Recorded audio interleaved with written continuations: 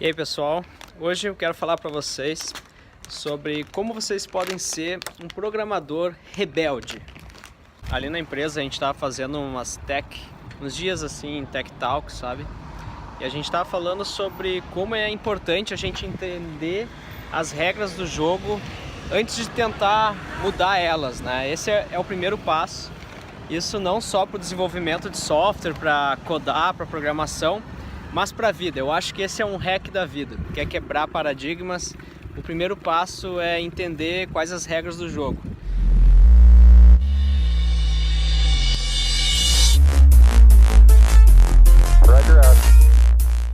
Entender como as coisas funcionam, os paradigmas, é o primeiro passo para evoluir para algo novo. E quando a gente está aprendendo uma nova linguagem de programação, um novo framework, um novo design pattern, isso se mostra ainda mais necessário. Não estou dizendo que é impossível tu criar uma solução para um problema complexo sem compreender, sem ter conhecimento do que outros já propuseram, do que outros já fizeram antes de ti. É legal contestar algo e criar uma solução usando só a tua criatividade. Muitas vezes não saber como os outros fizeram, sim, te deixa mais criativo e tu consegue usar as tuas habilidades do momento para construir algo super novo. O único ponto é que isso provavelmente vai ser muito mais trabalhoso. Isso também é uma verdade para o desenvolvimento de software. Quando tu tá criando a tua solução, quando tu tá codando, quando tu tá lá escrevendo a tua linha de código, e tu enfrenta um problema técnico que tu quer resolver com o que tu já conhece, sem pesquisar design patterns, sem pesquisar frameworks e soluções que outras pessoas já acharam para esse mesmo problema que tu tá tendo. E sabe do que isso me lembra? O dia que eu descobri que eu não sabia de fato programar orientado a objetos. Na verdade, eu pensava que eu sabia, e em busca de reutilizar código, eu comecei a implementar heranças, polimorfismos. Afinal, orientação a objeto é isso, certo? Pelo menos era isso que eu imaginava que era. Então, ao invés de estudar design patterns já conhecidos, eu tentava resolver todos os meus problemas utilizando heranças, representando digitalmente aquilo que eu entendia do mundo real.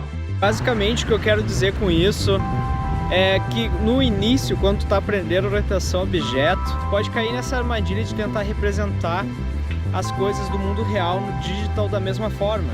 Então, por exemplo, na vida real, todo quadrado é um retângulo. Nem todo retângulo é um quadrado, mas todo quadrado é um retângulo. Mas eu vou mostrar para vocês por que é uma péssima ideia representar um quadrado estendendo de um retângulo no mundo digital. Vou mostrar para vocês o que eu me referia quando eu falei que nem sempre é possível representar uma herança, né, uma relação entre classes do mundo real para o mundo digital. E eu criei aqui um exemplo, uma classe chamada retângulo. Essa classe tem duas propriedades, altura e base, e o cálculo de área dela é só multiplicar a base pela altura. E como vocês podem ver, quando tu atinge um nível de senioridade, tu consegue programar usando uma mão só enquanto fala para a câmera. Então, voltando aqui para o nosso exercício já pré-gravado. Eu criei um teste unitário aqui só para confirmar que o nosso cálculo de área para o retângulo está correto. Então, tendo a altura sendo 10 e a base sendo 30, o resultado do cálculo da área tem que ser 300. Então, rodei o teste aqui. Como vocês viram, o teste rodou com sucesso, mas isso não é o mais importante. Eu quero ilustrar aqui, na verdade, um sistema onde vocês tenham criado já esse objeto retângulo há muito tempo, e esse objeto está sendo passado, né, como referência para várias classes, para vários lugares do teu sistema. E, sei lá, esse sistema é um sistema de venda de piso, venda de lajota, não sei. E chegou um momento lá que o cliente pediu para vocês projetar, né, um cálculo de preço de um piso onde as lajotas são quadradas. E aí vocês resolveram criar uma classe quadrado. E como no mundo real todo quadrado é um retângulo, vocês podem cair nessa armadilha de querer estender o objeto quadrado do objeto retângulo. E eu vou mostrar aqui por que isso seria uma péssima ideia. Então aqui eu criei uma classe nova, uma classe quadrado, e eu estendi, né, quadrado do retângulo. Como eu falei, na vida real isso faz todo sentido, mas aqui a gente tem que começar a se preocupar com algumas coisas. E esse tipo de erro vai causar bugs que são um dos mais difíceis de ser identificado. Deixa eu mostrar para vocês aqui o porquê. Porque após estender o quadrado do retângulo, a gente vai precisar fazer um overwrite de dois métodos do nosso pai retângulo. o set base e o set altura. Porque sempre que tu mudar a base, tu tem que mudar a altura, porque um quadrado tem base e altura de mesmo tamanho. Então eu implementei aqui essa extensão e também escrevi um teste unitário para testar se toda vez que eu setar a altura como 10, a base também vai mudar automaticamente para 10 e vice-versa, né? Então, eu aqui como um programador cuidadoso, estou escrevendo o teste unitário e tal, e rodei aqui, o teste foi feito com sucesso, mas mesmo assim ficaria muito difícil identificar os futuros problemas desse código. A função que calcula a área do nosso retângulo e agora do nosso quadrado já está implementada, então eu só estou escrevendo aqui um teste unitário para comprovar que se eu setar a base, né, de um quadrado como 10, a sua área tem que ser 100. Então aqui, de novo, um programador cuidadoso, escrevi o teste unitário, rodei o teste unitário, rodou com sucesso, a área está 100, ou seja, o retângulo, o quadrado estendendo do retângulo foi feito com sucesso, né? Utilizando o quadrado eu consigo calcular a área dele, reaproveitando o código que eu escrevi no retângulo e, querendo ou não, quando a gente usa herança, quando a gente começa a programar e a estender classes, o que a gente quer fazer é reutilizar código, não é? Então, está servindo esse princípio aqui. Mas aonde que está a pegadinha? O problema começa quando tu consegue instanciar um objeto quadrado e armazenar ele numa variável retângulo. Isso é possível porque se todo quadrado é um retângulo, eu posso instanciar um quadrado e armazenar ele num retângulo. Só que se vocês fizerem isso, e eu vou rodar aqui o teste de área de novo do nosso teste unitário de retângulo, vocês vão ver que ao invés de dar 300 com altura 10, base 30, o cálculo da área deu 900.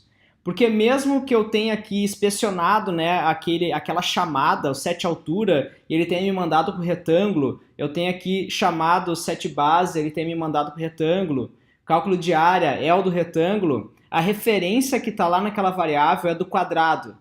Então vocês aqui, enquanto estão programando, enquanto estão usando o Android Studio ou qualquer outra IDE, vocês não vão conseguir identificar essa falha. E essa é uma pegadinha que vai te pegar muito e vai ser muito difícil vocês traquear esse problema. Aqui, claro, como a gente é um programador cuidadoso, a gente escreveu os testes unitários e provavelmente esse teste iria falhar. Mas também a gente está alterando o valor daquela variável no teste. O problema começa quando tu manda essa variável dentro do teu sistema para vários lugares, em serviços assíncronos, que tu não sabe em que momento aquele serviço vai terminar de ser executado, tu não sabe quais módulos do teu sistema essa variável, essa referência, né, do retângulo, que agora é um quadrado, vai ser impactada.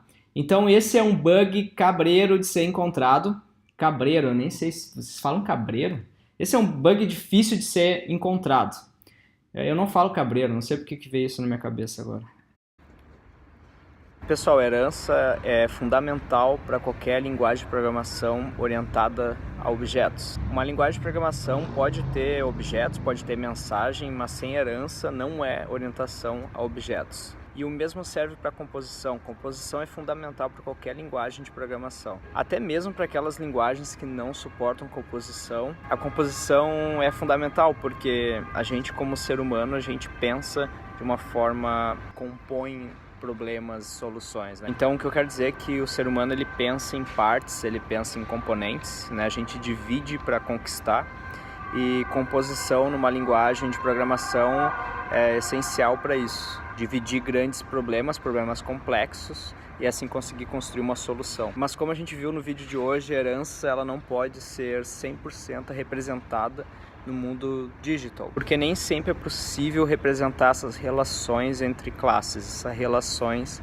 entre entidades. Então, para finalizar aqui, eu quero citar 4 maneiras de identificar quando usar e quando não usar herança aí no teu código. E a primeira delas é que ambas as classes elas devem estar no mesmo domínio lógico, ou seja, logicamente tem que fazer sentido elas terem essa relação. O segundo ponto é que a subclasse ela tem que ser limpa, né, em perspectiva superclasse.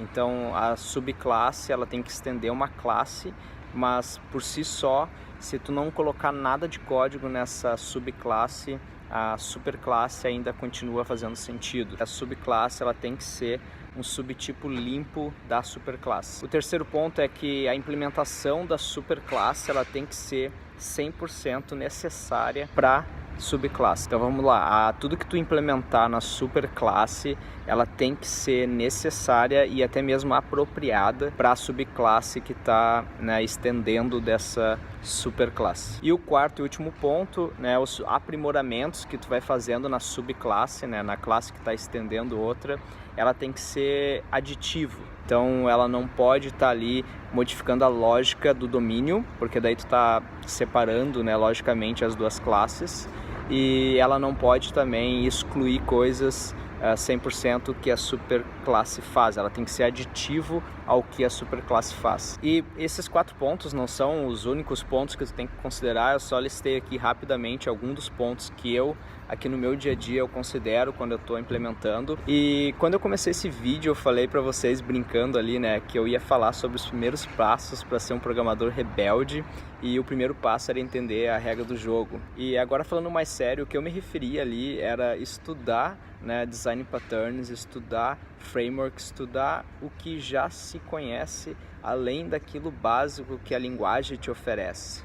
Então é muito bom ler livros como Clean Code, ler livros que falam sobre design patterns, porque muitas vezes a gente tenta resolver todos os nossos problemas numa linguagem orientada a objeto, com heranças e composições, e às vezes tem soluções melhores. Tu pode usar design patterns como Delegate, como Decorator, por exemplo, e também utilizar interfaces com, se tu é programador iOS, né, eu me refiro aos protocolos, né?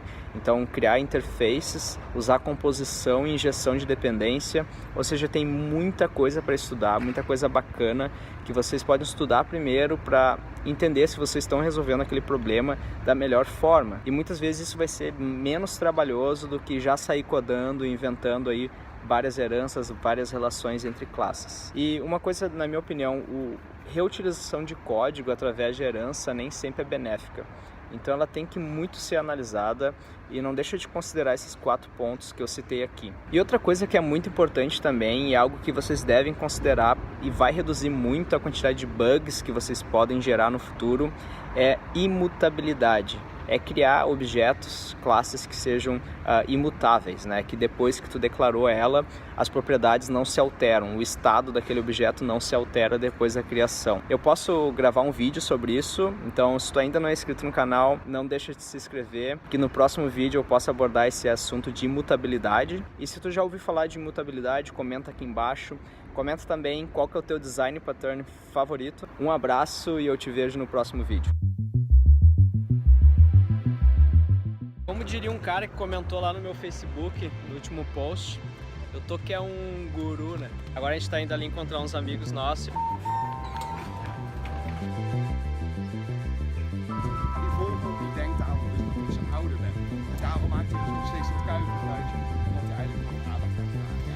Hij zit zijn eigenlijk als mens, hij weet